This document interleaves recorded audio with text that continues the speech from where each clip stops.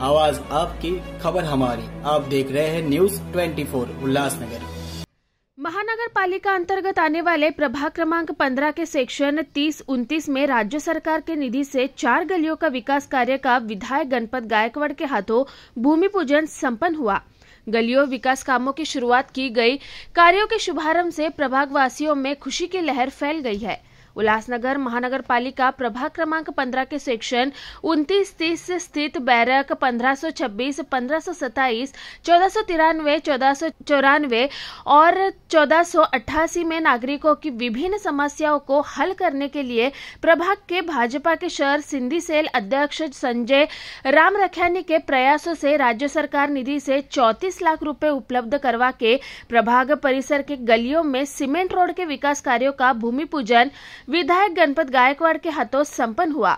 इस मौके पर नरेंद्र राजानी, नीलेश बोबड़े, कमल पंजाबी, समीर शर्मा, पवन दरियानी, सुनील तांबेकर, योगेश म्हात्रे, तुकाराम मनसुलकर, पीयूष रामरख्यानी, विशाल रतवानी, कमल रामचंदानी, अनिल जग्यासी और बड़ी संख्या में कार्यकर्ता उपस्थित थे।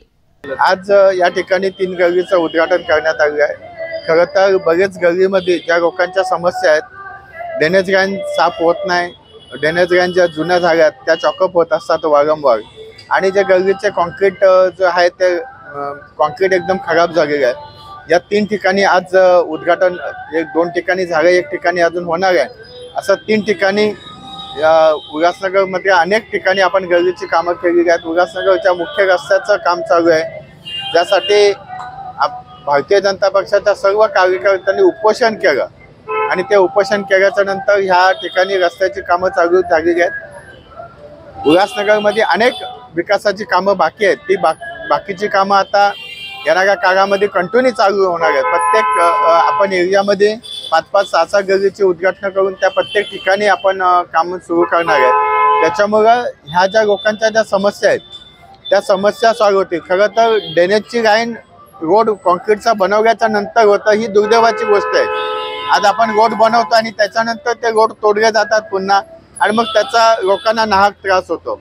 आणि म्हणून थोडंसं महानगरपालिकेने सुद्धा प्लॅनिंग करून कामं केली पाहिजेत। आम्ही या ठिकाणी ज्या ठिकाणी आम्ही कामं करू त्या ठिकाणी जे ड्रेनेजची सिस्टीम आहे ती करून घेणार आणि त्याच्यानंतर कॉन्क्रीटचं काम करणार आहे। त्याच्यामुळे पुन्हा कॉन्क्रीटचं काम तोडणं किंवा ती गल्ली तोडणं हे गोष्टी होणार नाहीत। हा पैसा शेवटी जनतेचा असतो, जनतेचा पैसा जनतेसाठी वापरणार, पण त्या जनतेच्या पैशाचा चांगला उपयोग झाला पाहिजे, चांगल्या क्वालिटीचं काम भेटलं पाहिजे। मी जनतेला सुद्धा आवाहन करेन की आपल्या इथे काम करून घेताना आपण स्वतः लक्ष दिलं पाहिजे, कारण हे तुमचेच पैसे आहेत आणि तुमच्या पैशातून जेव्हा काम होतं ते चांगल्या क्वालिटीचं झालं पाहिजे। त्यासाठी आपण स्वतः लक्ष घातलं पाहिजे आणि चांगल्या क्वालिटीचं काम करून घेतलं पाहिजे, हे जनतेला विनंती करतो मी। आज या ठिकाणी जे उद्घाटन झालेले आहे त्याच्या पुढे अजूनही काही कामाची उद्घाटन आहेत, ती नक्कीच येणाऱ्या काळामध्ये होतील। जय हिंद, जय महाराष्ट्र।